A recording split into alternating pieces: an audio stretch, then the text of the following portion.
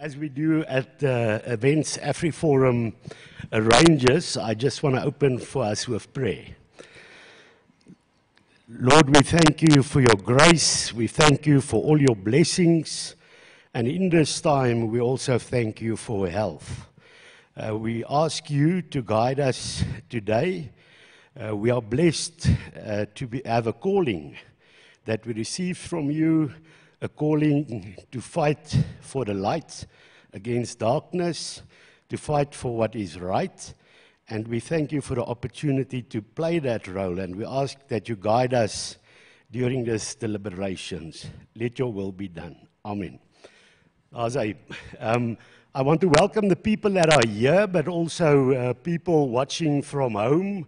I know some of the delegations are joining us electronically. You are most welcome, but also welcome to members of the public watching.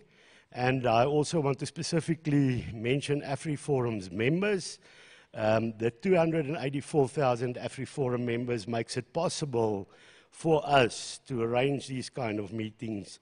They make it possible for us to take legal action as might be necessary in this regard. So ek wil vir julle as AfriForumlede wat kyk ook baie dankie sê, baie dankie vir elkeen van die ander organisasies se lede wat dit ook volg. Julle elkeen speel 'n belangrike rol. It's a privilege for me to be here because I see we have a guest list of esteemed organizations. Apart from AfriForum, there's 19 other organizations that is part of these deliberations. That includes 3 political parties, the ACDP, the DA, and the Freedom Front Plus. We say welcome to the Confederation of Hunting Associations of South Africa, CHASA, Kortak Defence, CSO, Beare SA, firearms.co.za, Girls on Fire. This is actually, I must say, this seems like the nicest name for any organization here today. So we're looking forward to hear from you. GOSA, Gun Owners of South Africa, Javelin Sport Consulting, Lowveld Hunters, Firearm Collectors and Sport Shooting, Milchem, the National Association of Responsible Firearm Owners, NARFU, the South African Black Hunters and Sport Shooting Association, SA Hunters and Game Conservation Association, Safe Citizen Campaign, and Waterhaven Clay Target Shooting Club. Thank you to all of you. You all play a huge role in protecting the rights of our law-abiding citizens. And from AfriForum side, I want to thank you for that role. And please keep the faith. There's a long struggle lying ahead of us. And that's why it's also important that we have these discussions. We don't just want this to be discussions. Of course, it's important to hear what the various groupings say. And that is why we are happy to have everybody speak that wanted to say something. Everybody should be heard. But in the end, the idea is that we should also make sure that this is not just a talk shop, that in the end, even if it's just a motion to say that we are willing to cooperate with regard to legal issues, willing to cooperate in mobilizing law-abiding citizens to claim their rights, if we can achieve that today, I think this would have been worthwhile. Just with regard to my position, myself, I'm not going to give a long speech. That's why we have all the speakers. But what I can say is I'm a law-abiding citizen. I want peace in this country. I want prosperity for all. And that is what we work for. But unfortunately now, we as law-abiding citizens will be given a choice if this goes through. On the one hand, you have an obligation, as you have to the country and your society. You have a responsibility towards your own family to be able to protect them when needed. And a self-defense firearm for me is is the one way, actually the way, that we can do that. And if you have a government that is now going to say, well, you're not allowed to protect yourself, they bring us to come to a choice. Do you choose your family, or do you choose to abide by the rules of a government that is unable to protect us at the moment? We know what the problems in the police is. We know with regard to the illegal firearms that there is. And we, as law-abiding citizens, don't want to come to a point where we have to choose between an incompetent government and the safety of our family. Because in my case, I will choose my family. So let's take this further, make sure that we stop this. And something that is an old saying, but might be seen as a cliche, but it remains true, and that is that the only way to stop a bad guy with a gun is a good guy with a gun. And that is something that we need to remember, and it's something worthwhile to take up. Some causes in life are so important that you have to prioritize them, and I think this Firearms Act is something that's worthwhile to take on. So again, from my side, thank you for being here. And Jacques, you will now take the discussion further.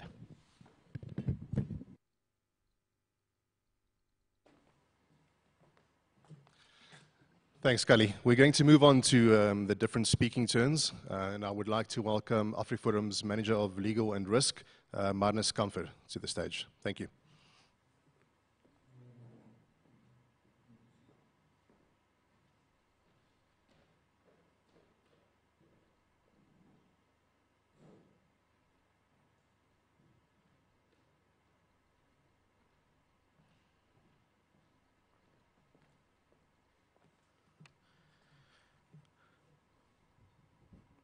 Thank you for the opportunity, Jacques. Ladies and gentlemen, as leaders in our respective fields, we all know the statistics. We all know the diabolical plan our Minister of Police wishes to see alive. And we all know what the dire consequences will be if this plan is seen alive. Not only will it impede on law-abiding citizens' capability to defend themselves, their families, and their communities, but it will have an adverse ripple effect into the hunting, sport shooting, and security, as well as the collectors' industries as well. There is, however, a silver lining to this dark, ominous cloud. The fact that we are all here together, meeting, sharing ideas, and seeing how we can work more closely together instills immense hope into the communities we serve. Communities that shares our sentiments. Academics, hobby enthusiasts, hunters, and the ordinary man alike, which is clear from the amount of signatures on the amount of petitions on the public participation platforms. We dare not fail those who look up to us for help. And I applaud each organization, association, club, company, and institution that takes stance against this draconic legislation. We need to keep our campaigns and attacks on this legislation alive. Citizens must be reminded about the dangers that lurk in this draconic legislation on a regular basis. If we fail in this, the momentum and support gained thus far will disappear altogether. AfriForum is in this fight 100%. We support the need of communities and families to feel safe. We support farmers arming themselves against the pandemic of farm attacks that plague our country. And we support the hunting, security, and collectors industry. We must stand against the hypocritical advocates that hide behind their high walls, armed security services, and armed bodyguards. AfriForum therefore hereby gladly extends a hand of friendship to all other institutions, companies, organizations, political parties, clubs, and associations to stand firm against this ludicrous concept legislation and to remain standing firm until the bitter end. We await your inputs with great anticipation. My firearm is mine. I thank you.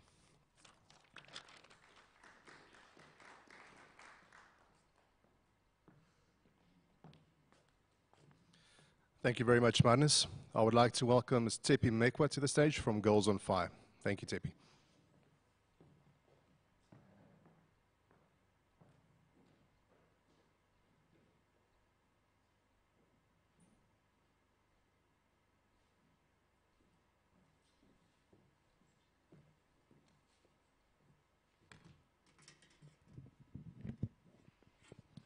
Good morning, everybody. I am Tepi Mekwa. I am the media spokesperson for Girls on Fire. For those who don't know who Girls on Fire are, we're an organization that began back in 2015 as an organization basically for women. We promote women taking back their own safety in the community. So we enable women to take action instead of being victims. Our slogan is, we are victims no longer. Now, with this bill, it poses a great problem in terms of gender-based violence and for our organization. Women are meant to take back ownership of their own safety instead of relying on the police who are inconsistent and incapable of protecting women on a day-to-day basis. You have one policeman for every 411 people. How do you protect people, no less women? This government is basically promoting gender-based violence instead of acting against it. The president spoke about the second pandemic of gender-based violence. What this law will do is actually promote it. Now we cannot let this happen. We have to rally together, put our heads together, and go even a step further to ensure that legally licensed people do not get attacked in this way. Because this is what goes on regularly. It's not the first time. It's not the first time that this is happening. Why would you concentrate on people who are going through the legalities, the loops we have to go through to get a license? Why would you constantly attack those people instead of taking the illegal firearms from the criminals?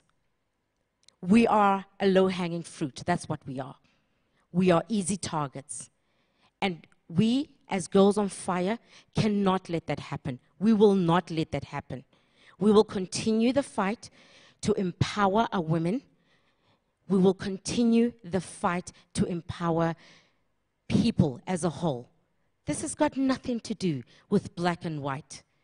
This has absolutely nothing to do with the numbers that are being spewed out by our government. We are under attack. They increase their own protection and decrease protection for us. What does that mean? That tells me there's something sinister, and we cannot let that happen. Thank you.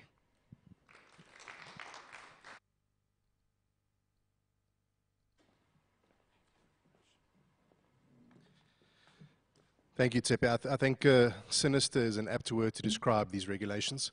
I'd like to welcome Mr. Paul Oxley from Gun Owners South Africa. Thanks, Paul.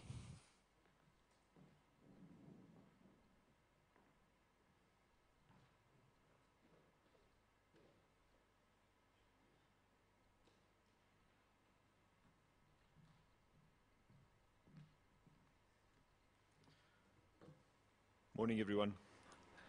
I want to speak to you a little bit about missed opportunities. So, in 2018, when the rumors of a draconian and restrictive amendment bill emerged, when we surfaced something which was termed draft on every page, which had not yet been presented to Parliament, we were called alarmist. People said that we were trying to take advantage of the situation. When the Portfolio Committee for Police met with the Secretary of Police, the members of the Portfolio Committee leant across the table and looked the Secretary of Police in the eye and said to him, "Are you serious? You want to remove self-defense as a reason for owning a firearm in South Africa today? Really?" The legislation, or the draft of what was to become an amendment bill, disappeared from public sight. But it didn't disappear. We sat back on our laurels and we said, sure, well, we saw that one off. Problem is, it's come back, and it's worse. We cannot again allow ourselves to take our foot off the accelerator. We've got a hell of a lot of support behind us right now from every sector of society. And I really mean every sector of society. We have commitments from a number of the provincial as well as national taxi alliances. Their members who are licensed firearm owners rely on their firearms to protect their property, the lives of their passengers. They are absolutely incensed by this. Up until last night, we had the support of MKMVA, strangely enough. Last night, they were disbanded. I wonder if the two things have anything to do with each other. Nonetheless, we have a lot of support from communities across the country. We have pledges of support from every possible quarter. We have large commercial organizations coming to us and saying to us, I met with the corporate council from one of them on Monday, tell us what you need. We'll put it there.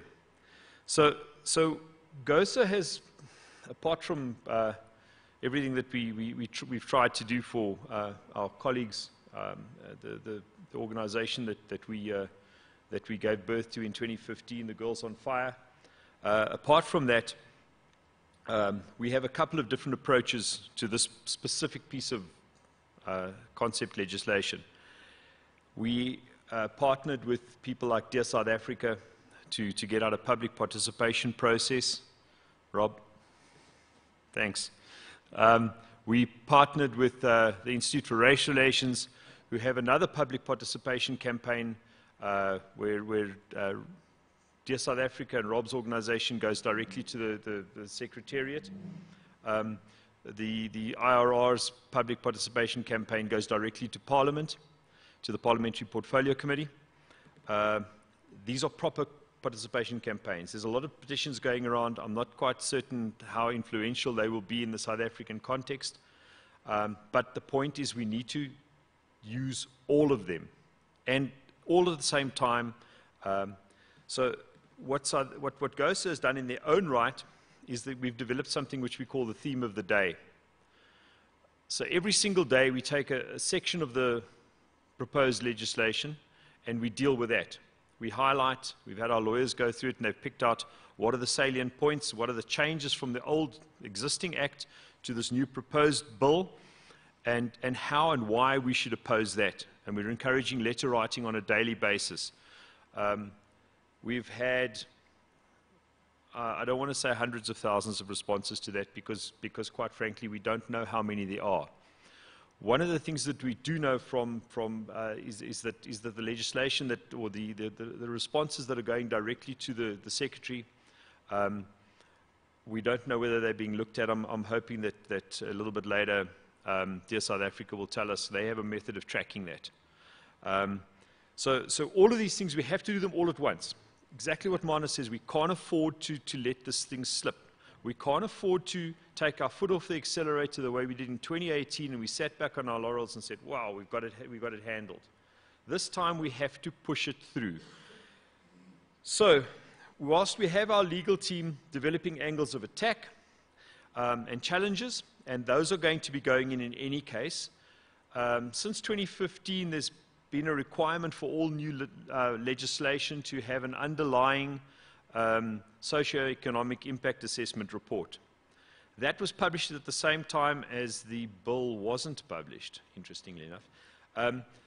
So the socio-economic impact assessment report was actually written in 2016, and the socio-economic impact assessment report is full of non sequiturs. Nothing follows legally, nothing follows logically. They make certain points and they say, and therefore we need this paragraph from the new bill. So 2016 to 2021, nothing's changed. It's really odd.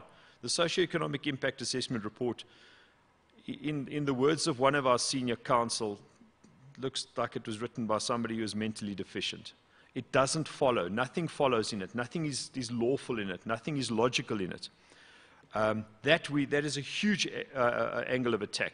We can have the socio-economic impact assessment report, we think, quite easily dismissed. If the socio-economic impact assessment report disappears, there is no justification for the bill. It would be very difficult to force the bill through under those circumstances. Also, we are very well informed that the bill won't make it through the portfolio committee. However, that's not the point. 2018 again. We got the bill dismissed, or we got the draft dismissed in 2018, and the contents came back to bite us now. We have to follow through. We cannot take our foot off the pedal. So, what we're planning to do, we're planning to, when we sense the moment is exactly right, we are going to pivot from attacking the bill, which we believe is already dead in the water, thanks to the tremendous public support that's come out on our side in this. We're going to pivot and say, okay, great, that's out the way now. We've been telling Parliament since 2015 how to fix the Firearms Control Act, how to fix the administration of the Act. This is how we now move forward. Here are our demands. We, the people, demand that you fix this. We, the people, demand that you give us back our safety and security. We, the people, demand that you take away the administration of the Act from the South African Police Service. We don't want to have the registry removed from them. They can maintain inspectorate, they can maintain compliance, they can do all of the things that policemen are good at doing, but for God's sakes, let's take away the stuff that they're not good at doing. They're a rotten administration. Apart from being hopelessly corrupt and corruptible, they're just bad at administrative work. Let's give that to somebody who can actually run an administration. Let's give it to SARS. Let's give it to Dear South Africa, it would be lovely to give it to Dear South Africa, but unfortunately I don't think we're going to get that right. Give it to Home Affairs. Give it to anybody that knows how to run an administration. We don't care, as long as it's taken away from people who have an axe to grind, as this appears to be the case.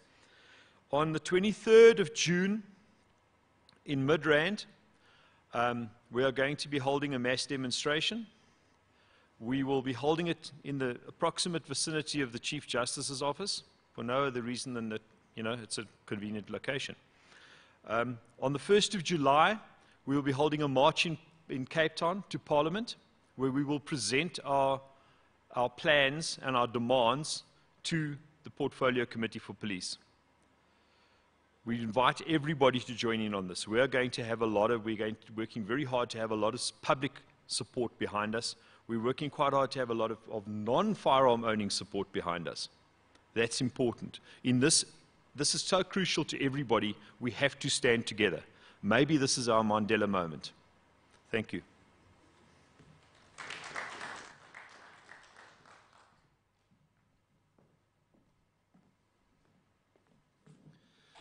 Thank you very much, Paul. I'd like to welcome Mr. Gideon Joubert from DS South Africa.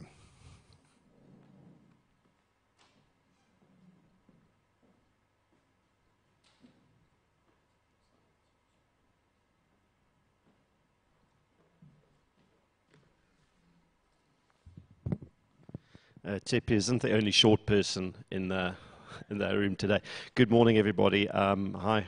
From Dear South Africa's side, and Rob will interrupt me and throw things at me if I'm saying the wrong things, But the bill in its entirety needs to go. It is an awful piece of legislation as a document. The self-defense angle obviously being the most viscerally offensive one, and that is the part that has had the most public opposition against it.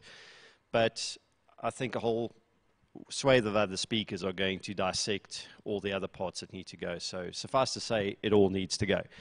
From Dear South Africa's side, just to clarify who we are and what we are. So Dear SA is not, in fact, a petition. It's a legal, certified public participation platform, and every single individual submission on the Dear SA website goes through to the originator of the said piece of legislation or whatever concept it is that requires public input. In this case, the Civilian Secretariat of Police. So every submission on that website gets put in a legal format, emailed straight to the CSP, or in many cases, unfortunately, not emailed to the CSP and enters a holding pattern as their servers are full and can't handle the amount of emails coming in.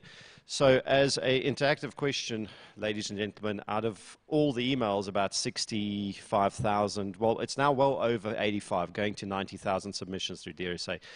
How many would you think have been interactive with, clicked on, or opened by the CSP over the past 2 weeks? Any guesses? Well, close. One.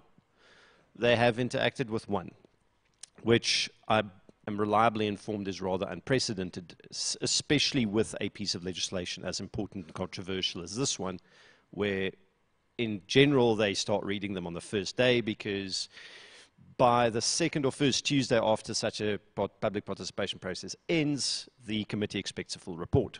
So nothing has been read or opened, which equally suspiciously, there were about 15,000 emails in a holding pattern, and all of a sudden last Monday they went through. So either the CSP found more storage space, or they deleted a lot of emails without reading them. Of course, we don't have proof of either of these things, but those are just out there. Pertaining other campaigns, so the South African Police Service on our position to enforce this potential draconian legislation should it become law. This is the same police service that have failed to pay critical service providers for their PChem, which is their forensic evidence collation systems, as well as the police's firearm permit system. The result of this was that roughly 8 million pieces of forensic evidence were left in limbo or went missing, which compromised the integrity of over 175,000 criminal cases, a lot of them GBV related, which has the potential implication of tens of thousands of rapists and murderers going free and getting away with their crimes as their cases get thrown out of court due to lack of evidence. By the same token, the FPS, which keeps track of roughly 500,000 police state-owned firearms, is also off and has been switched off since June last year, with no working replacement that has yet been brought into play. And as is evident from a report by Pretoria FM a couple of days ago, 85 police firearms have gone missing in Gauteng alone in the first 3 months of this year. This is the SAPS, poor custodians of their own firearms and of their own systems, who will become ultimately the custodians of civilian firearms handed into them for destruction or whatever else, as their licenses are no longer deemed valid, and then leaked to criminals on the Cape Flats or elsewhere, as a la Chris Prinsloo. To focus on the actual firearm ownership thing, DSA is non-partisan. However, this particular proposal is so awful that we are obligated to pick a side on this, and we are obviously picking the side opposing the legislation. For me personally, there's a very simple mantra. You're always the first responder to your personal emergency. Nobody else can get to that scene before you. Therefore, you must be empowered to deal with the problem or the circumstances that life throws at you at that point in time, because you are the person that can have, or exercise rather, the greatest influence on how those events are managed further downstream. And your actions can literally mean the difference between life and death, which is why I also say that being the first responder to my personal crime scene, I also require the equipment to do that response effectively. In this case, when we're talking about a violent encounter with an armed and dangerous criminal, it's a defensive tool such as a firearm.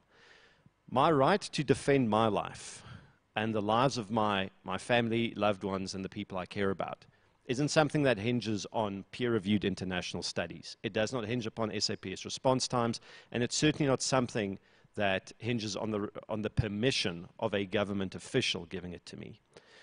And I think once we can understand and live that concept, that my life and your lives have value, it is worth defending, and it's worth defending with the best tools for that particular application, then perhaps this conversation can go somewhere. So let's keep pushing. It is great to be here with all of you today, and thank you for the opportunity. Have a good morning.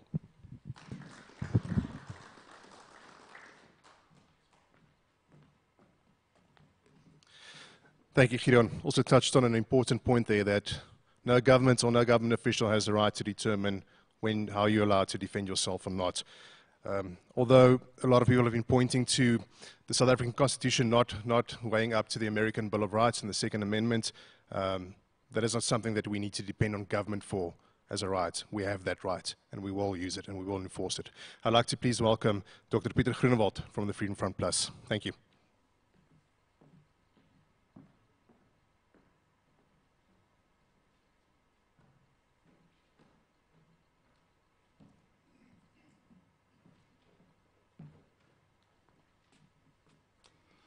Baie dankie, Jacques. Dames en here, eerstens wil ek vir AfriForum gelukwens met hierdie aksie. Dis die regte ding op die regte tyd op die regte plek. En ek sê altyd, as jy 'n sukses wil maak van enige iets, moet jy die regte ding op die regte tyd op die regte plek doen. So dit sal 'n sukses wees. As leier van 'n politieke party wil ek begin om te sê, as daar nou een ding is wat ons nie vir partypolitieke doeleindes wil misbruik in 'n verkiesingsjaar nie, is dit die vuurwapenwet nie. Hierdie saak is nie 'n partypolitieke saak nie. Hierdie is 'n saak wat al ons mense oor partypolitieke grense raak, ernstig raak, en daarom is my beroep as politikus om te sê, kom ons hanteer dit met die nodige erns.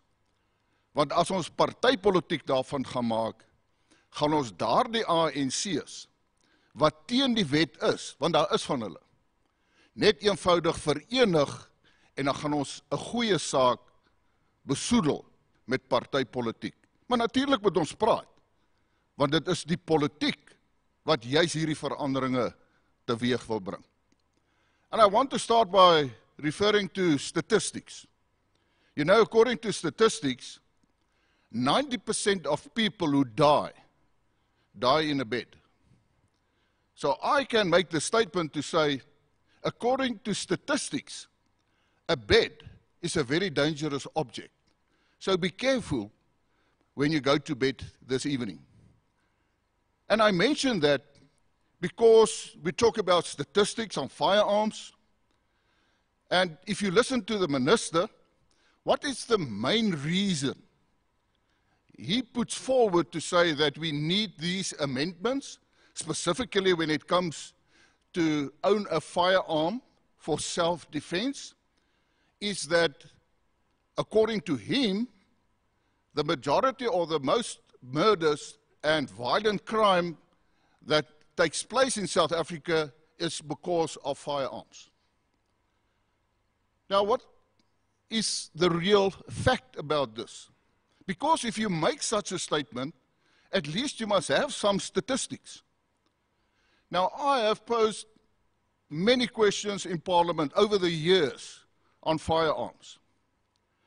And I've asked a specific question, and I had to ask it 3 times, and I'm going to read it to you, because it's an official answer from the minister. I asked him, in which number of murders committed, and I've asked a couple of financial years, is the murder committed by using, 1, legal or a licensed firearm, B, illegal or unlicensed firearms, and then knives and other sharp objects. I had to ask the question 3 times since 2018. But the process is, if the minister does not answer your question in a specific year, it then just falls away. But I kept on asking the question. Now, the fact that I have to ask it a couple of years is already prove that they don't have the statistics. Then I received some figures here, and it had only 3 categories: firearms, knives, and other sharp objects. And this was published in 2019 in the Order Papers of Parliament, and then it says here, in the official answer from the Minister, the crime administration system does not make provision for a distinction between a licensed or an unlicensed firearm. So this is the proof. So how can the Minister come forward and say that according to him, that most of the murders committed are actually committed by a firearm? And it's very important to know whether it's a legal firearm or an illegal firearm. Because the real problem with firearms in South Africa is actually the matter about illegal firearms. That's where assault rifles are stolen from the Defence Force, from the police itself. I also asked questions in Parliament in terms of firearms lost by the police and ammunition. And I have the answer here. And the Minister admitted, in a period of 6 years, more than 4,500 firearms from the police alone has been stolen. And listen very carefully, almost 10 million rounds of ammunition in that same period of 6 years. So who is the real culprit here? Are the legal firearms owners the problem? Or is the real problem institutions like the police not having enough control over the firearms? And that's where the problem is. And I also want to say that we must understand the history of where we are here today. It actually started with the new Firearms Control Act in the beginning of the 2000s. And yes, it's not the first time that the government of the day comes forward to say that we're going to amend firearms legislation in such a way that you cannot have a firearm for self-defense. It started with Nathi Mthethwa when he was the Minister for Police. Then the next Minister for Police, Mthethwa, when he said in a portfolio committee, but people don't need a firearm to protect themselves.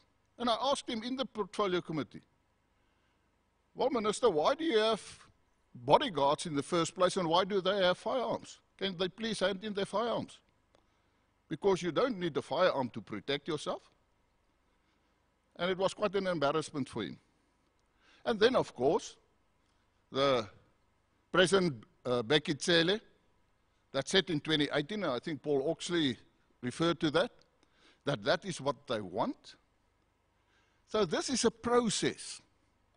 And my appeal to everybody in South Africa today, and I say South Africa, whether you're a firearm owner or not, if you want to ensure that we decrease our crime in South Africa and to fight crime effectively, even if you don't have a firearm, you must support all the actions who tries to prevent this piece of legislation to go through Parliament. Because, besides any statistics, if criminals know that a civilian is not allowed to have a firearm, you're an open target. Because at this moment, if they want, for instance, if you go and look at crime statistics as far as robberies at residential houses are concerned, one of the most feared crimes in South Africa, they don't know whether this house, do they have firearms with which they can defend themselves or not, except if they had inside information. But if they know you're not allowed to have a firearm, they will pick and choose which house they will rob. So even if you're not a firearms holder or a property owner of that, you have to support this. Because if you don't support it, and this legislation goes through Parliament, then there will be an increase in crime in South Africa, specifically robbery at residential houses. Ek wil afsluit om te sê, die regering is besig met niks anders as 'n rookskerm om sy eie onvermoë om die mense van Suid-Afrika te kan beskerm, te probeer verbloem met hierdie wetgewing. Daar word nou gesê, maar dis as gevolg van vuurwapens, dat ons hierdie geweldsmisdade het. Die ANC regering is die oorsaak hiervan. Hoekom? Want van 2000 tot 2017 het hulle nie 'n ervare polisielid as nasionale kommissaris van polisie aangestel nie. Nee, hulle het begin met Jacques Broodryk, hy's 'n diplomaat. Hoe jy misdaad met diplomatie gaan wen het, weet ek nie. Ons weet waar hy geëindig in die tronk. Toe het hulle gekom met iemand soos Becky Cele. Hy's 'n politikus. Hy's 'n cowboy. Hy het net 'n paar jaar gehou, toe is daar groot omstredenheid rondom ook. Toe kom Maria Piega, sy is 'n maatskaplike werkster. Ek het niks teen maatskaplike werkers nie. Maar jy kan nie misdadigers met maatskaplike werk bekeer nie. En die regering het die fout gemaak om onervare, onkundige mense as 'n nasionale kommissaris van polisie aan te stel. En die verrotting is tans wat ek en u ervaar as gevolg van die resultaat van hulle onvermoë om dit te doen. In 2018, einde November 2017, is Sithole aangestel. Hy's 'n ervare polisieman. Hy het meer as 35 jaar ervaring. Maar hy staan op in die portefeulje komitee in 2018 en hy sê die volgende. Hy het nou Engels gepraat, maar hy het gesê, die polisie kan nie behoorlik sy mandaat in terme van die grondwet nakom nie. Now, what is that mandate in terms of the Constitution? The mandate of the police in section 205 is to protect the citizens and their property and in South Africa. And he said, that mandate is under constraints. We will not be able to fulfill that. That was in 2018. It is quite clear. Now, because of the fact that actually the government and the president, because he's responsible in the end, cannot fulfill their mandate to effectively fighting crime in South Africa, who cannot ensure the safety for we as normal citizens in South Africa, they don't realize it because they have bodyguards and name it, but we are the vulnerable people. They cannot fulfill their constitutional obligation, and now they want to do blame shifting to legal firearms owners, and therefore we have to stand together. And we don't have to be all in one organization. I prefer diversity. Every organization, do your best. Mobilize the people so that the message is very strong to the ANC government. And that is to say, we will not be disarmed and will not become victims of crime because of your inability. Thank you.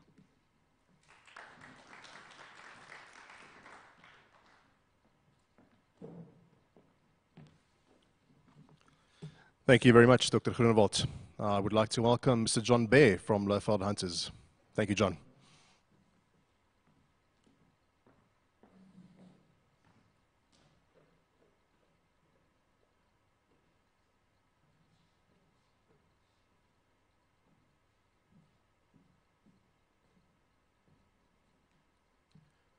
Morning, ladies and gentlemen. I must say, it's a very warm feeling that there are so many like-minded people here who've all got one goal: to protect our rights as citizens and that of our families. Local Hunters has both sport shooting and collectors, and I'm the executive chairman for the collectors. And just out of interest sake, in the country, there is only 2,300 collectors. There's 14 associations, which falls on soccer, BAAA, and whatever. And that was one of my concerns, that they want to take these firearms away from collectors. There's heritage firearms. How would you like if you were collecting old vehicles, Ferraris, or even if it's a Beetle? I mean, Beetles now go for 60, 70,000 rand. So we are totally in support of all the associations. And I'd like to thank AfriForum for putting this forward and getting all various associations, clubs, parties together. And we need something like AfriForum to sit there and collect the information from everybody and distribute it to everybody. So whether COSA submits something or whoever, distribute this to all the other associations so we all know what's going on. That is important. There isn't one association or one club or any party that's more important than the other. This is a time that we have to start working together to save our country forward. Thank you very much.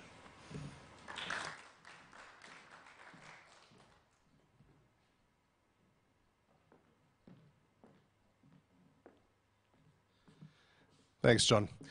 We have some more contributions from political parties, but unfortunately Mr. Steve Swart and Mr. Andrew Whitfield from the DA and the ACDP respectively could not attend this morning, but they did send us through some videos representing their parties and their stances, and also assured us that their parties vehemently oppose this bill in its entirety. So we'd just like to show those videos now. Thanks. Hi, I'm Andrew Whitfield, DA Shadow Minister of Police, and I really want to thank AfriForum for hosting this very important conference on the Firearms Control Amendment Bill. The DA has made our position very, very clear.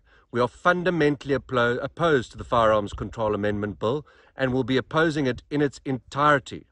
We have launched a petition on the issue of self-defense, and we've garnered over 71,000 signatures so far. We want to encourage everybody out there to support that petition and all other petitions. The more people we have opposing this draconian piece of legislation, the better. We have a team at the moment doing a comprehensive analysis of the bill, and we will be making our own formal submissions to the Civilian Secretariat for Police. I'm in the Karoo at the moment with our federal leader, John Steenhuisen, and we've been to Graafrenet, Middelburg, Hofmeyr and Cradock in the last 24 hours, talking to farmers and to members of the hunting fraternity who are extremely worried about the potential consequences of this piece of legislation. We need to unite South Africans across all walks of life, and I'm really pleased that Minister Becky Cele has managed to unite more South Africans on an issue such as this than ever before. I really feel that our united movement against this bill is going to succeed, and I want to thank again AfriForum for hosting this important conference. The DA will also be hosting a firearms summit to engage with stakeholders and experts to make sure that we get as much input into this bill as possible and create as much awareness as possible. Thank you very much for the opportunity. The DA is very grateful to have this slot at your conference, and we wish everybody a very successful conference, and let's get behind the opposition to this bill so that we can make sure it never sees the light of day. Thank you very much. Die ACDP is diep besorgd oor die beoogde wysiging om selfverdediging as 'n rede vir die bekom en besit van vuurwapens te verwyder. Ons het baie hoë vlakke van misdaad in ons gemeenskappe en wetsgehoorsame burgers het die reg om onsself en hul families te beskerm. Die regering behoort baie meer aandag aan die bestryding van misdaad te gee eerder as om wetsgehoorsame burgers te ontwapen. Die ACDP sal hierdie sinnelose wetswysiging ten sterkste opneer in die parlement.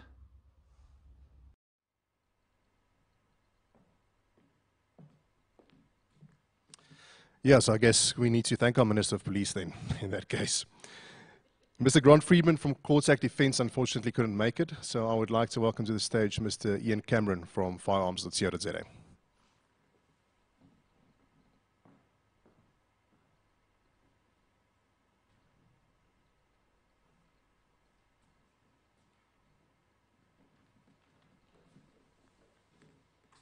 Good morning. Thank you very much, everyone. I think, first of all, I would just like to extend a word of thanks to AfriForum, specifically a message from Jonathan Deal this morning.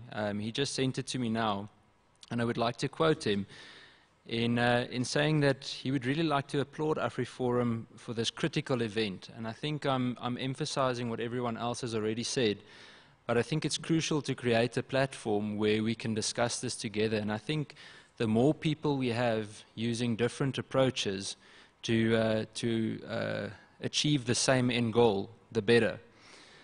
I think it's important to say, first of all, I'm speaking on behalf of the Safe Citizen campaign and firearms.co.za, and I think it's important to emphasize also that we're all facing the same foe, and crime knows no borders in South Africa. If we look at violent crime in the last few years, especially in the last half a decade, violence has increased drastically every single year. Annually, we've got the same problem. It just seems to be growing.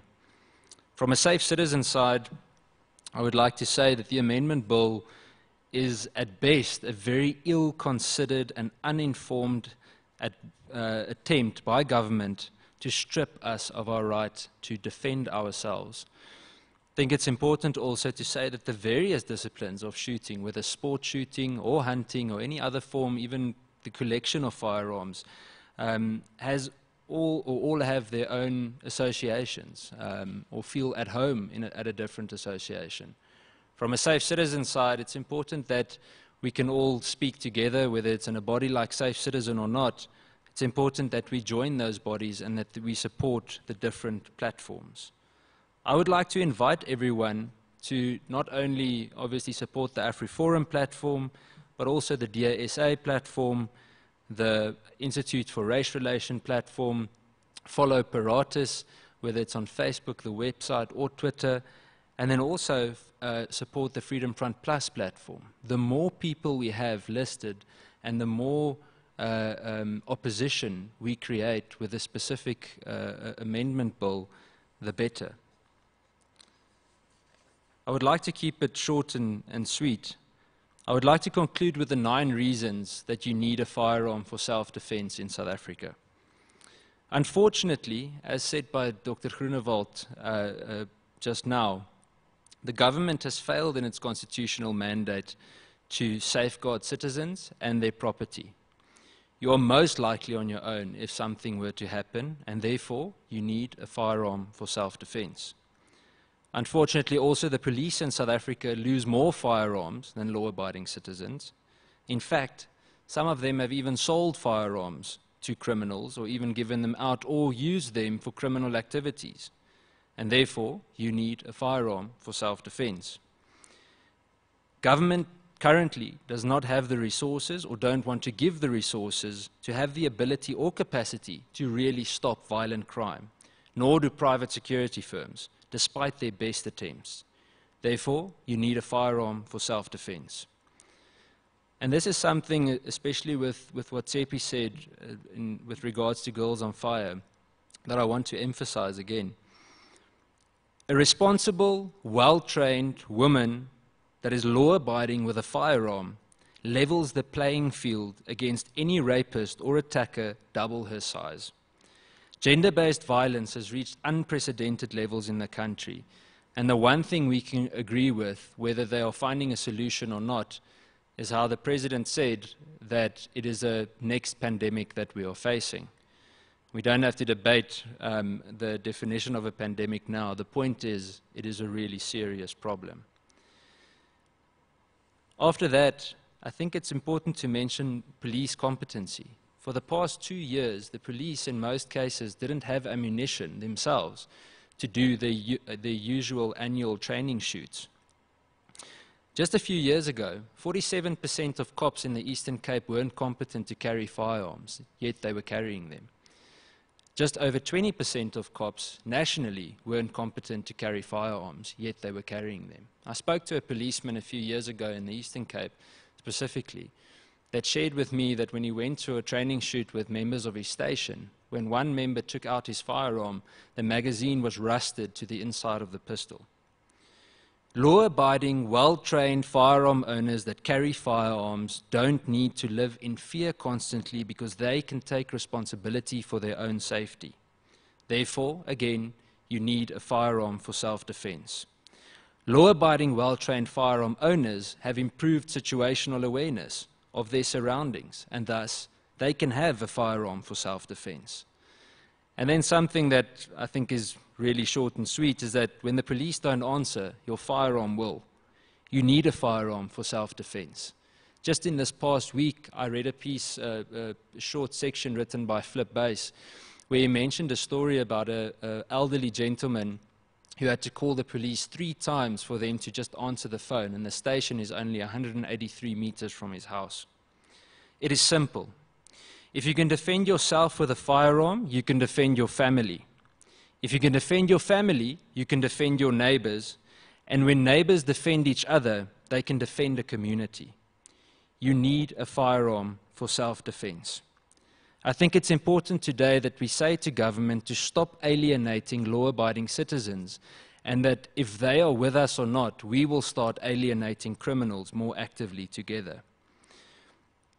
A lawfully armed citizen is simply a safe citizen. Thank you.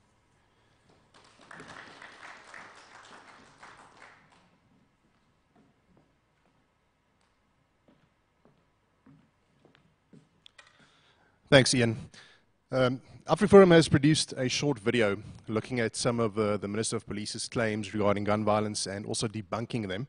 We're going to have a look at that video now, but I also would like to tell you that in the media packets on your table, there's a memory stick with a copy of this video on it. Please spread it to your members, spread it on social media. Let's get the facts out there and show government for what they truly are. Thank you.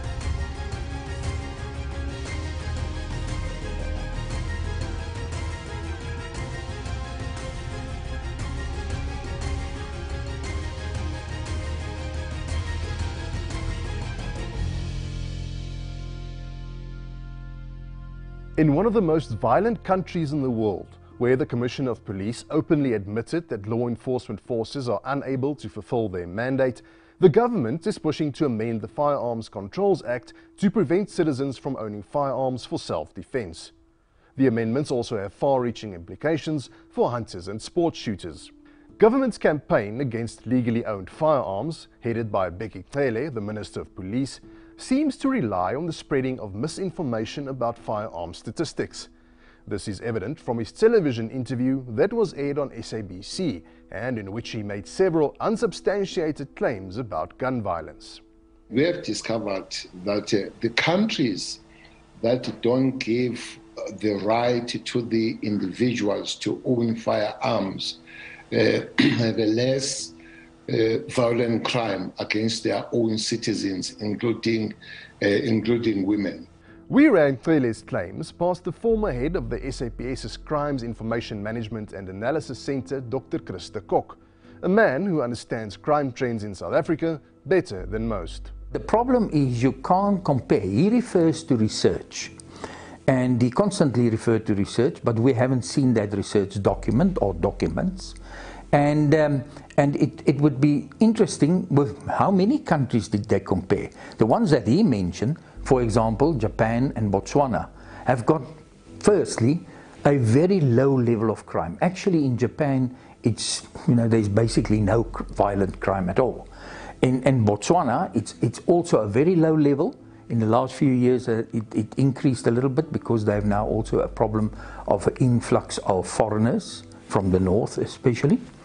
But you can't compare the two, not at all. South Africa have got very high levels of violence.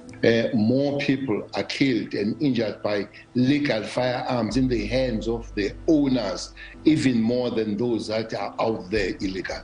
I could find no evidence in that regard.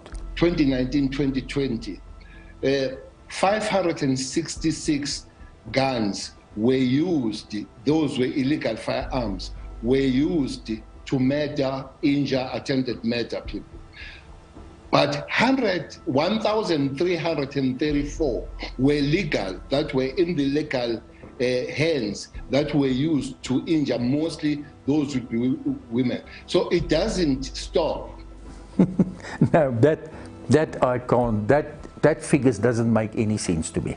I can give you a few examples. Let's go to weapons, and let's go to a few crimes. Let's go to carjackings. In carjackings, 15th in the year, in only 1 year, the latest full year that was released, I mean now they released quarter, and that is 1920. It's from April 2019 to March of 2020. 15,110 carjackings happened where firearms were used. The total was 17,684. But in 85% of that, firearms were used. And then, so, I mean, just that indicate to you that in the hands of people who shouldn't have that firearm, it's not their firearm, or maybe it was licensed, but you will never know. There are at least 15,110.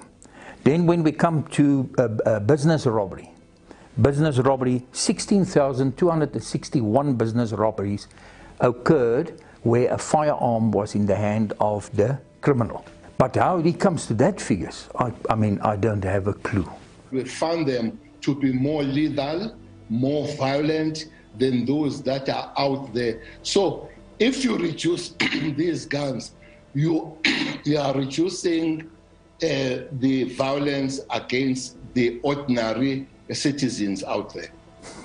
No, that's a bit laughable, because clearly, with all the figures that I've just mentioned, clearly illegal guns are very lethal. If we look at our murder figure of 21,000+, and this murder figure is still rising for the last 6 years. It's going up. Out of 1,334 firearms that have been used either to injure or kill ordinary citizens, most of them women, only 25 of them were from the state agencies. That, I think, is clearly not correct. The two weapons which are preferably used by the CIT robbers is the R4 and the R5. Both of those, the R4 I think is the defense force, and the R5 is the police issued weapon. It's a bit shorter than the other one, is more for long distance. Now I can assure you the same will happen wherever they need to do a shop robbery, a jewelry shop, all of those things, they use that kind of weapon. Bearing in mind that the SAPS has lost an estimated 5,000 firearms and more than 10 million rounds of ammunition over the past few years, and the many cases of police officers who rent out firearms in police custody to criminals, it's clear the government's arguments for wanting to disarm law-abiding citizens holds no water. The question we should be asking is why the authorities really want us disarmed.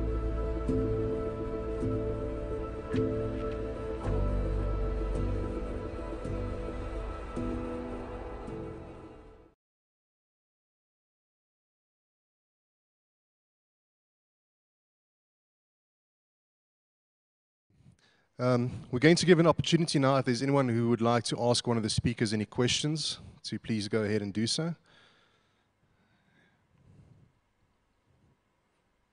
Okay, seems the topics were, there we go, yes.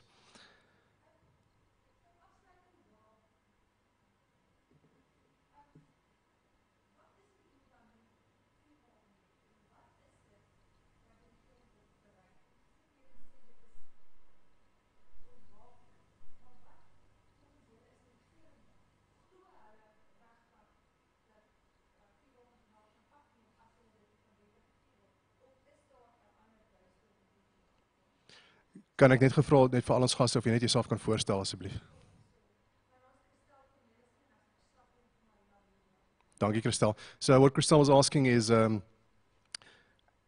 what we believe government's motivation for these amendment bills are. If it clearly doesn't make sense, if the facts don't support it, do we feel that there's something more sinister behind that? Is there someone who would like to answer it? Gideon?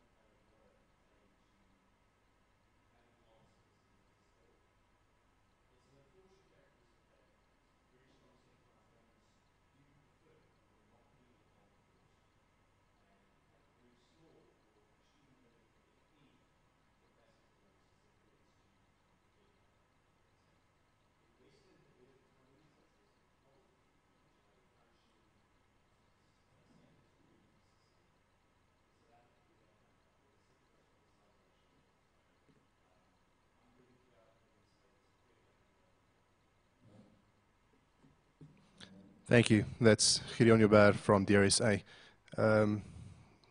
Ian?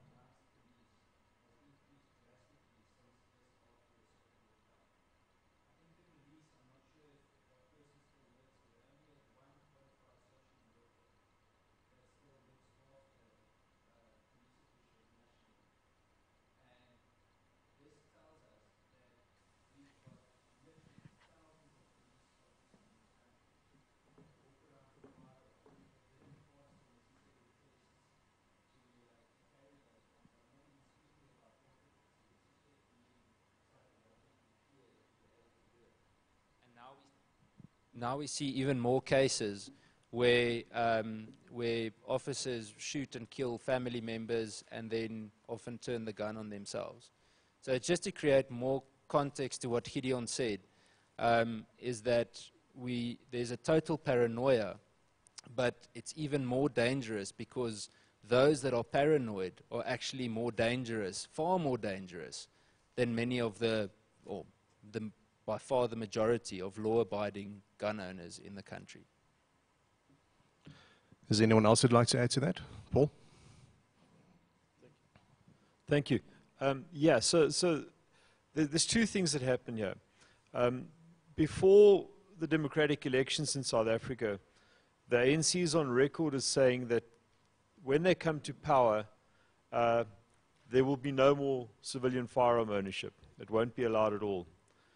This is a process The ANC as such, and I'm not trying to criticize them here, I'm just analyzing them. They're a dogmatic organization. They're steeped in the ideology, and they're unable to step outside of that ideology. It's part of their training, it's part of their culture. They work towards long-term goals. So, in fact, before democracy, our current president is on record as saying that we have to treat the electorate in South Africa that's opposed to them like a frog in boiling water. What you do with a frog is you put it in a pot of cool water, and you raise the heat on the of the pot until the frog eventually boils, and the frog won't try, and he gets comfortable. He becomes accustomed to the water slowly getting warmer and warmer until the point that he actually cooks. So I believe that ideologically, the party has a problem because it can't move away from its dogma. It can't move out of its own ideological trap. I think that we must understand is in the background to this whole thing. The second thing that I want to bring out is something that somebody mentioned to me the other day. If you look at the government gazette in which this bill was supposed to be published but wasn't, it also, another one of the bills that's published in that same government gazette deals with the interception of electronic communications. The Interception of Electronic Communications Act is now being changed to reflect or to enable any judge, without proper evidence being placed before them, to now give an order enabling everybody's electronic communications to be provided to the government. Despite POPI, this actually, in the month that the POPI Act, the Protection of Private Information Act, is due to come into force, this bill will absolutely eviscerate POPI. It will allow government agents to appear in front of a judge in a closed session and say, my confidential informant has indicated to me that this person may be a threat to the state, in which case all of that person's electronic communications are ordered by the judge to be handed over to the state. Everything, WhatsApp, whatever. Now, it occurs to me that this act, the way this act, this blunt instrument, this bill, has been thrown on the table, apart from the police perhaps hoping that something will stick out of this, and we have to make sure that nothing sticks. No part of this may go through. Apart from that, this may just be an attempt to throw dust in our eyes so we don't see, it's an eye blinder, so we don't see what they're really trying to accomplish, which is the promulgation of the Electronic Communications Act. It's draconian. It's all part of the same this paranoia. This paranoia of the state that the only way they can stay in power is through force, instead of through the will of the people. The fact of the matter is, we the people control this country, not the government. The government are our servants. They need to be reminded of that. Thank you. At least we do have load shedding, so the boiling of the frog will be interrupted from time to time. Well, thanks. I think Dr. Groenewald, you wanted to add something? Thank you. I think I can add to that. And I'm not a conspiracy theorist or anything like that. You must remember that we're in a process of expropriation without compensation. Your property is at stake. The farmer's property is at stake. So what does the government want to ensure, and what does he want to do, is that if he wants to take your land, if he wants to confiscate it, then he doesn't want resistance. And it's a good question to ask. Is it not part, and it links off of what Paul just has said, and I say again, I'm not a conspiracy theorist, but we must bear it in mind. And history is there. We must learn from history. You can go to Joseph Stalin, millions of people. You can go to Saddam. You can go to Hitler. The preface was to disarm the people. And make no mistake, the other reason is that they must, can I say, it's blame shifting. They have to shift the blame. Because at this moment, the police is confronted with legal claims. There's now a 100 million claim against the police. In the end, it's our taxpayers' money for a cash in transit heist where 2 of the criminals were members of the police services. And the Supreme Court of Appeal now determined that the police case is actually no legal case. Can I say they defense? So they have problems because the people are now getting to this stage where they start to put in legal claims against the police. And now they must have a reason because they have to account to Parliament. And what does he say? A lot of nonsense he has just said on the video. Thank you. Thank you, Dr. Groenewald. Rob. Just like to ask a question. What does the anti-gun lobby have to say about this bill? Is there any word from them?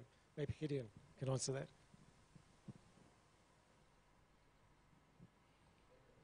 Well, I'll chip in first. Thanks, Rob, putting me on the spot. So, at Dare SA, we actually offered Gun-Free South Africa as being the cream of the crop of the anti-gun lobby in this country, a spot with their logo next to all the other organizations that have made official statements about this bill. So we had their logo there, linking to their public domain, as well as their statement, their official press release pertaining their position. We then got a very angry email from Adele Kirsten demanding, not asking, demanding that we immediately remove her logo, the link to their domain, as well as their public issued statement, because they did not want it as part of the public participation campaign. Now, my commentary on it is, if you have taken a fundamental position publicly in support of a piece of legislation, but you are uncomfortable on standing on that conviction at the very platform where civil society is participating and having their say either for or against. We do not on Dare SA, even though we have taken a position on that specific public participation page, we do not take our own position. We give you the summary, we give you the facts, it's up to you to decide what you want to do. It is instructive that they would very, very angrily and viscerally want out of that. So the anti-gun lobby prefers clearly comfortable, closed-door discussions with the people they have good relations with, and prefer not to be, I should say, have a public profile on it. Anyone else? I just want to say Adele Kirsten has armed response at her house.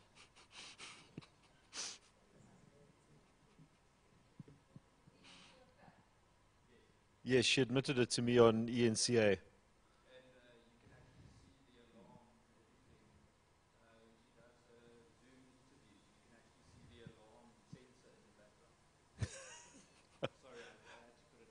Sorry, just to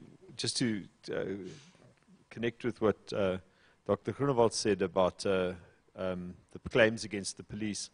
It's just come to light that Gun-Free South Africa is leading a class action suit against the police for firearms which were used, firearms which were taken from police custody, however that happened, and were used in crimes against South African citizens, where people have been injured and killed, and etc., etc.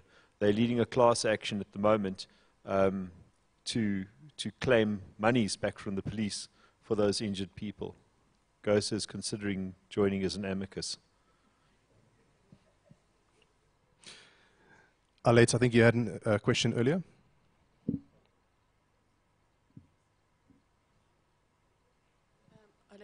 Rademeijer from AfriForum. I have just one question. I don't know if anybody has the statistics. I would like to know how many or how big is the percentage of people or say criminals have been killed through the use of a weapon that was legally owned, therefore killed through the action of self-defense. Dr. Krista Cook actually gave me those stats. I'm trying to remember now off the top of my head, but I think it was less than 1% of people who've been killed in self-defense shootings. Yeah, I can double check that for you when I'm back at the office. I think it was 0.9%, something like that. Good. Yep. Thank you. Christelle from Marula again. We have a lot of violence in this country. Is the problem legal owners or is the problem illegal weapons? And can this bill address the problem of illegal weapons? We know where to find legal gun owners. Do we know where to find illegal gun owners? And then if we have so much violence and so many unlicensed firearms, where do they come from? It cannot only be from the police. They lose thousands, but there must be thousands more weapons. Where do these weapons come from? I think I'd just like to point out there that if this bill should pass, which it sure as hell won't, we won't allow it, then all weapons will become illegal weapons. So it most certainly won't solve the problem of illegal weapons. Is there someone else who'd like to? Yep. Yeah, I just thought of a comment to make. It's Stephen Palos from Confederation of Hunting Associations of SA, CHASA. And as I was thinking of the comment, I think it might partially answer Adele's question down there that regarding the statistics and that type of thing. Is the very nature of legal firearm ownership is there to, in actual fact, prevent incidents of violence and crime. That is the core essence of legal firearm ownership. And the net result of that is you have an unmeasurable quantum in this debate, non-incidents. So legal firearm ownership results in a hell of a lot, millions of non-incidents per year, something that you cannot actually count. And when you try and offset that against actual incidents, and you have to dig into those incidents, is it a legal or illegal firearm, was it a good or bad outcome because of an illegal firearm, you're dealing with a microcosm of incidents vis-a-vis millions of non-events because people were armed. And that, I think, is a very important equation, a point in this debate as an equation. Thank you.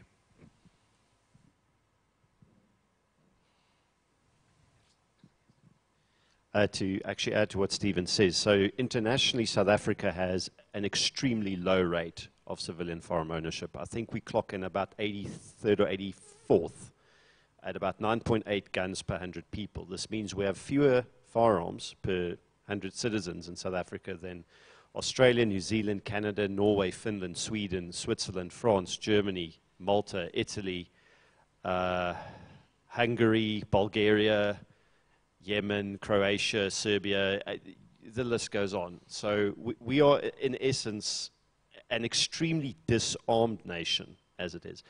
To look at the underlying factors as to why we are a violent country, and looking at firearms, whether deregulation or stricter regulation is an answer, that's not the correct angle of attack. If you look at why we're a violent society, we have low levels of social trust, extremely diverse culturally, in the sense that have probably about 11 tribes that don't particularly like each other very much, but we do the best we can with where we are. We have a low level of human development index. We're a poor developing economy with higher rates of poverty. All of these underlying drivers, especially if you look at the absolute state of our primary education and higher education systems. If you look at the state of the economy at the 75% youth unemployment rate, all these things start feeding into pressures, social pressures that lead inevitably to violence. And Stephen points out correctly that you're also working with an unmeasurable or unquantifiable thing of a non-event. Effective policing is generally measured by a lack of criminal incidents, not by metrics as in the number of arrests or prosecutions. The fewer numbers of violent crimes there are, if you have declining crime, then you know your policing works and your systems work. We got stricter gun control in 2004. we had more than a decade of steeply declining homicide rate from about 1992, 1993 to 2004. And around about 2005, 2006, that trend reversed. And since 2011, it's increased every single year. And I think if you looked at contact crimes, that would be more or less the same. So the question really should be, gun control isn't the answer. What are the actual answers to our crime and violence problem? The real answers, not the fast food solutions that are sexy for parliamentarians to go on television and thumbsuck things, but the real solutions. Sorry, Ian. I would like to also say that I don't think it actually connects to what Gideon just said. Guns aren't the reason for violence in South Africa. South Africa has a severe violence problem, and to expect police to police it to a point where it stops is also not realistic. That's not the solution. There's a moral fiber problem in the country. There's a moral fiber problem amongst leaders in the country. And if that's not adjusted, you won't see violence or any form of crime decreasing. So it's crucial that all the different aspects get taken into consideration. Children in South Africa are exposed to extreme violence at a very, very young age, especially in poorer communities. Children, for example, in some communities would see someone being necklaced before they're even 6 or 7 years old. Somehow that has to have an influence on the psyche, and it's something that happens more often than not. Just recently we saw 8 people being killed after a vigilante justice ordeal. And I must be honest, I understand the reason why people act the way they do, because they're so frustrated. It doesn't make it right necessarily, but I can understand the reason for it. So in short, this is, as Gideon said, this is the fast food answer to try and make themselves feel better, but it's not nearly the solution. I think Dr. Groenewald also wanted to add something there, Ian. Thanks. Thanks. Well, firstly, I want to start, and it links up with what Ian has just said. We must distinguish between the firearm and who is handling the firearm.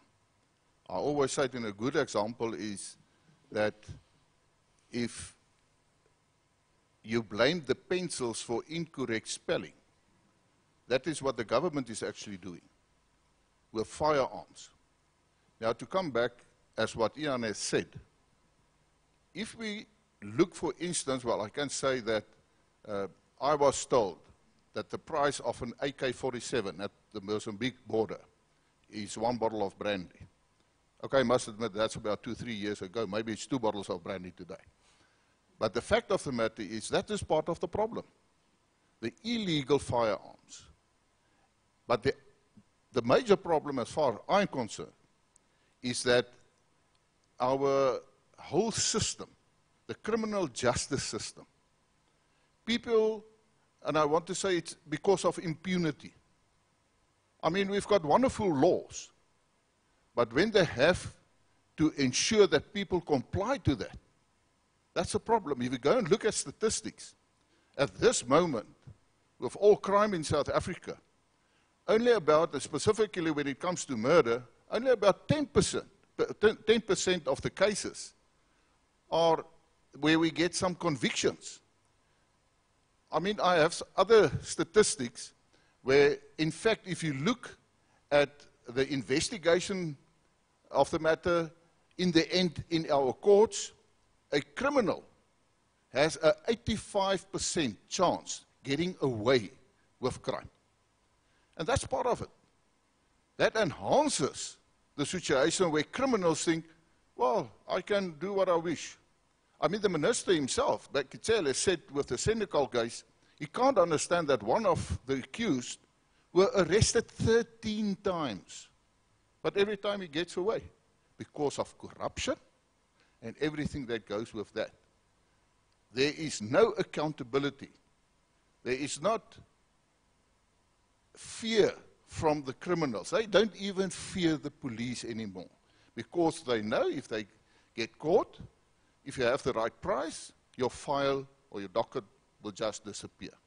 And that's a major problem, which they will have to look at. And I've said it to to the president at one meeting, you're talking about gender-based violence. The criminal justice system in South Africa is failing the women in South Africa and the children, but all the citizens in South Africa. Because, and if I talk about the criminal justice system, I include police, justice, and correctional services. It's no use you have a lot of criminals there, and then the president decides, I pardon a couple of them, and it's Christmas time or anything like that. We will have to look as far as that, but I can quickly give you some statistics. It's older statistics, it's 2014. I've asked a question to the minister, and they've answered. And the question was actually, how many firearms belonging to private persons, private security companies, local governments, and government institutions that utilize legal firearms have in a couple of years? It's 2010 to 2015. Which of our things has been lost and stolen. Because I always say, but it's stolen firearms. And I specifically wanted to know, but how many of those stolen or the firearms has been lost because of negligence, and how many have been stolen? And the answer, I'll just give the totals over 5 years at that stage. When it comes to individuals, the number of reported lost firearms were 1,738. The number of stolen firearms from individuals were 24,682. And you can then go to the other institutions. What I want to say is the following. If you look at the ratio, on the figures the minister gave me, the ratio when it comes to individuals, for every one firearm that has been lost, 14 has been stolen. If you go, for instance, to private security companies, the ratio is for every one firearm, 17 has been stolen. And when you go to local government, it goes up to every one, 19 has been stolen. And if you go to the Defence Force, it's a bit less, it's 1 to 5. So who are the real culprits here? And that's why I say we will have to be very careful when we talk about statistics. But the main problem is our criminal justice system. The people they're just getting away with crime.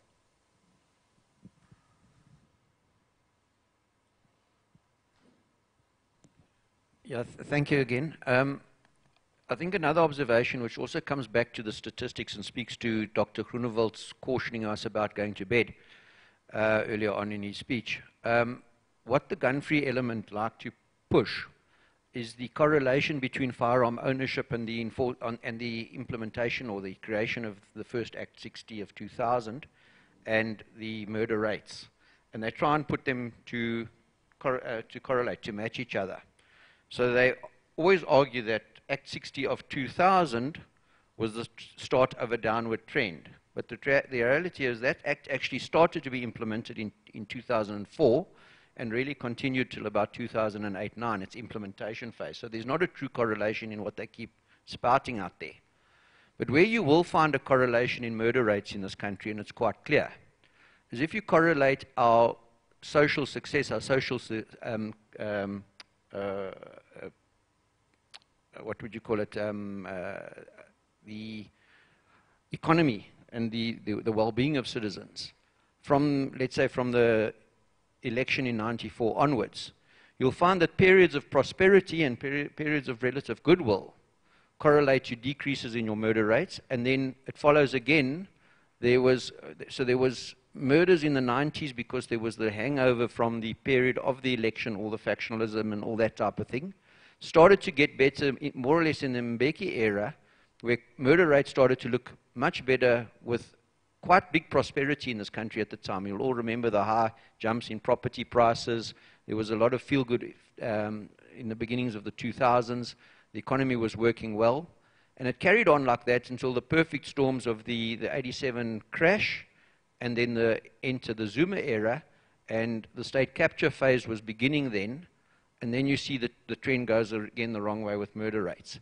So clearly prosperity and murder rates must correlate closer to firearm ownership and murder rates. And more importantly, you've got to never forget that last decade, those 10 last years, One of the biggest aspects of the state capture project was the destruction of our criminal justice system.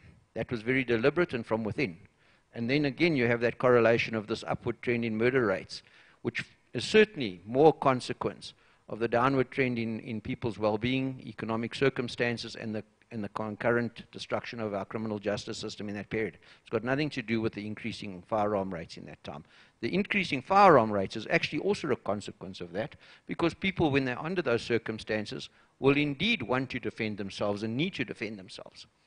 So the biggest challenge we've got to put to our government right now is, if they really want a disarmed society, they should create the environment where society disarms voluntarily. Let them give us that so-called promise of a better life for all, and they will see a natural downswing in firearm ownership, particularly in the self-defense space, because it'll take away the need. Thank you. Thank you. Seppi? I just want to perhaps give also a different perspective in terms of the issues about firearms, or the illegal or legal. There is also a cultural issue, and I'm going to say this from the black community, because it is taboo to speak about you being abused or you being threatened with a firearm. And in a lot of cases, there are women who, when they report to the police that I am being abused or I've been threatened with a firearm in the home, you find that the partner is a friend of the police. And therefore, that woman is stuck or has nowhere to go. We need to also address the cultural issues around this, and also how the police respond to reports of firearms that are being misused. We have the laws for the police to come and remove that firearm in the home, but they never do that. That is a big problem, and that promotes gender-based violence. Thank you very much.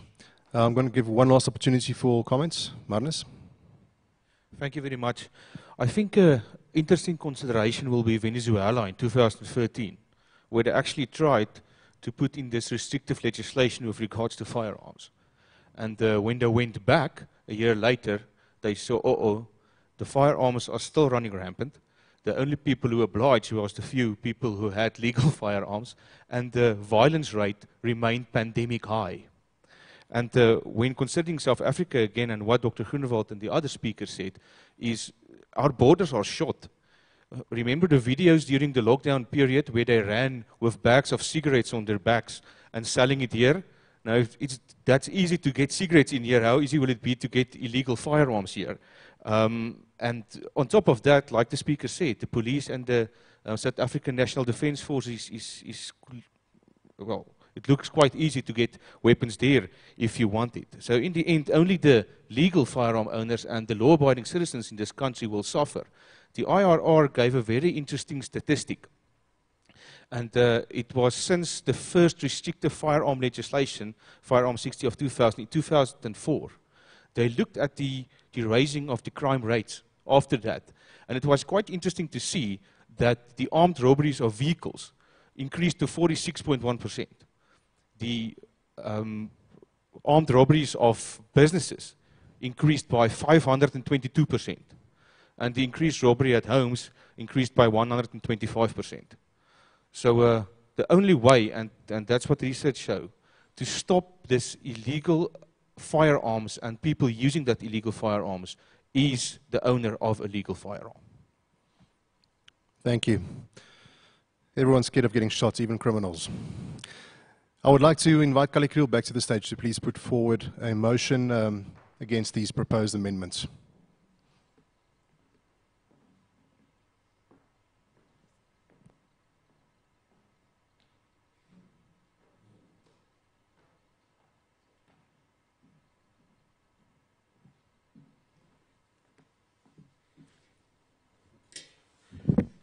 Thank you, Jacques, and thank you for all the speakers and people that made contributions. I think it was definitely worthwhile. I also think it's important that we now just try to get some kind of way forward while we still respect the independence of each organization. You know, for me, the important thing is that, and that's also when we spoke about organizing this conference, is that we do not want to position AfriForum as now taking the lead, because we realize that each organization that is here has the best possibility to mobilize their own support base. Your members can be best mobilized by you, not by AfriForum. We can mobilize our members. So in that sense, if we look at the way forward, our view is that each party, political, but also party in terms of an organization, keeps their own independence. They have their own strategies, and they promote their strategies, and they mobilize their membership base. But what for us is important is that we create a neutral platform. It does not have to be some kind of formal structure, but at least we got people together. We know who are involved in this fight, and we get these parties to work together formally, informally, sharing information and those kind of things. I think that would be a good start. I think it would be impossible to now to have a full view that is supported by all parties. And that is also not a problem, because we need to have people looking from various sides at the issue and bringing about different kind of points. You know, if you have the gender-based violence as one view that is brought in by Women on Fire, and you have a hunting view coming in, it's good, you know. So we are all for diversity and various organizations doing it, what they do, strongly. Then the second thing, which comes from just our experience in AfriForum with regard to our campaigns that we've run in the past, but it's also not just experience. If you go and look at the ruling party's policy documents, many of them start paragraph or chapter 1. The heading is balance of forces. That is how it works. And you know, when we take on issues with government, if you write a letter, sometimes you're ignored. But if you get some kind of mechanism to put pressure, or if being a court case or whatever, then at least they're forced to listen to you. So for me, one of the things with regard to this conference that I believe is important is government has now shot up a flare in terms of what they want to do. And in their mind, if there is not a huge backlash from a broad range of civil society organizations, from citizens, then they will see it as a green light to go ahead. So that is one of the things that I would have wanted to achieve with this conference, just to say, here are many organizations that oppose this bill, and oppose this bill in its entirety. If I listen to what you said, it's not just about self-defense firearms. It's with, sorry, I'm not a firearm expert, but reloading and the number of firearms and collectors and all those issues. So maybe can I just get some feedback if there is a need for us to just have a short motion, which we can say the parties here agree on those. I don't want to read a motion, and there might be some of you that said, no, we don't even want a motion. Is there anybody, and please feel free, if you say no, you are still allowed to have lunch with us afterwards. We won't. And of course, if we know also, if you feel you don't want to say no in front of everybody, you're welcome to tell Marnus afterwards that that you don't want to be in. But can I get some indication, is there a need for a motion? Okay. Okay. Yeah. Yeah. Now, if you don't support it, you can still get lunch, but if you support it, you can get seconds. That is the arrangement. Okay, so Marnus typed something while we were sitting here. It said, the concept amendments to the Firearms Control Act 60 of 2000, as published in the Government Gazette dated 21 May 2021, is hereby rejected in its entirety. Is that, you didn't see anything nice in there that we, okay. Then the second thing is without binding organizations, is to say the organizations, associations, companies and political parties present undertake to share information in order to adequately challenge the said concept legislation. So that just means we speak to one another. If you have a specific campaign you want to run and you want us to promote it, or you look at the video Jacques and the team had produced, if you want to share that with your base, you can do that. Is everybody fine with that, in a sense? Not in a sense. Is everybody fine with that? Okay, good.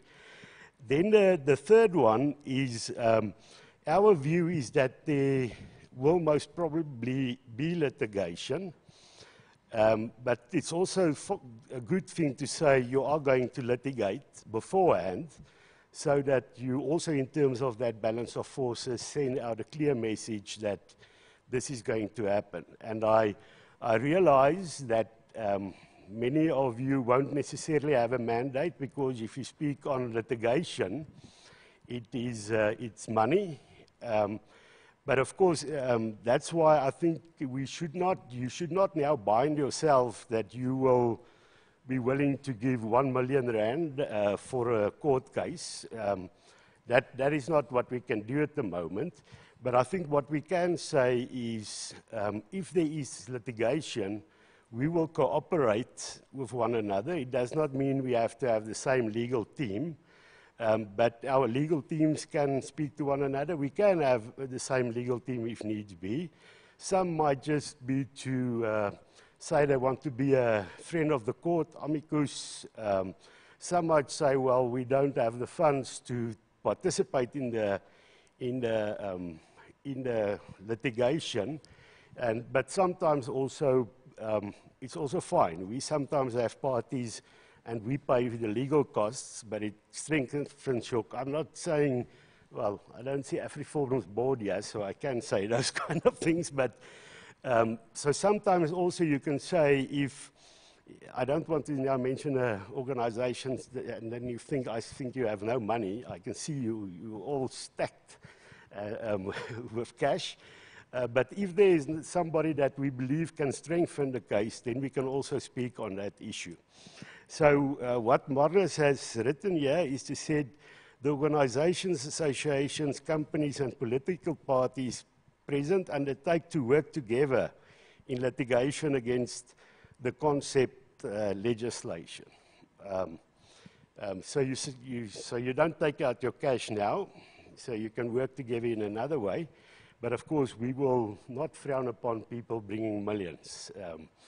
Then you can have 3 boxes of lunch afterwards. So is that something that everybody is happy with?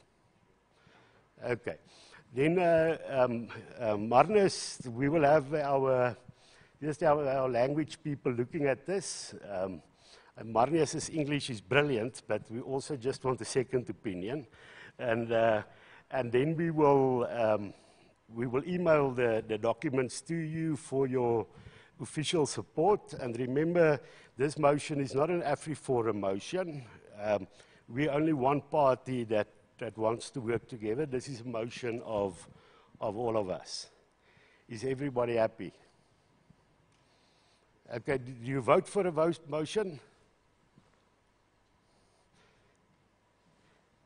Anybody against?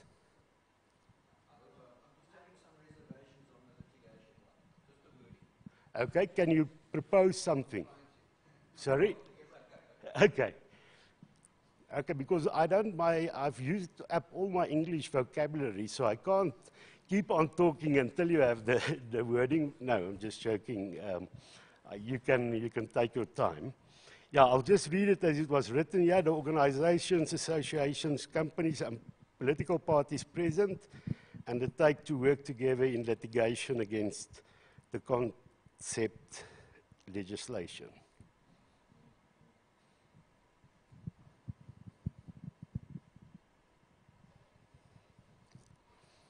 Okay, then while he's writing that, let me just use this for a promotional. You can see the AfriForum Theatre. We're proud of the AfriForum Theatre. Okay, I just want to get my commercial done quickly then.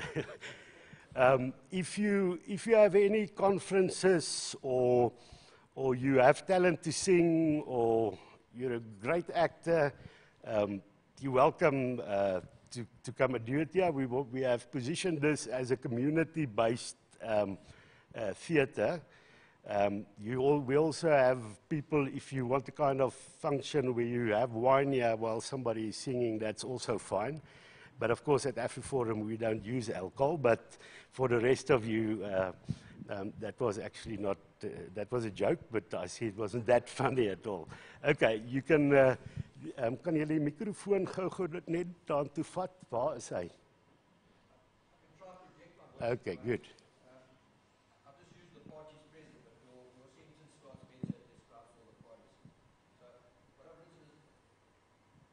What I've got here is the parties present will do whatever is required, jointly and severally, to ensure this draft bill is defeated, whether at Parliament or ultimately in our courts.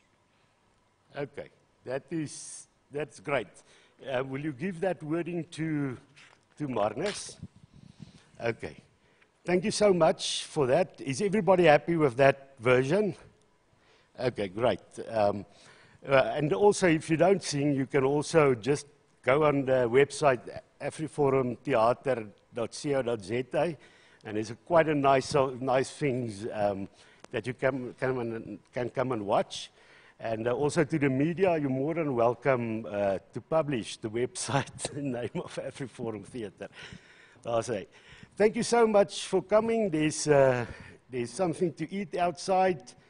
Be safe, and all the best for your efforts to make sure that we protect our families and the law-abiding citizens of this country. Have a great day.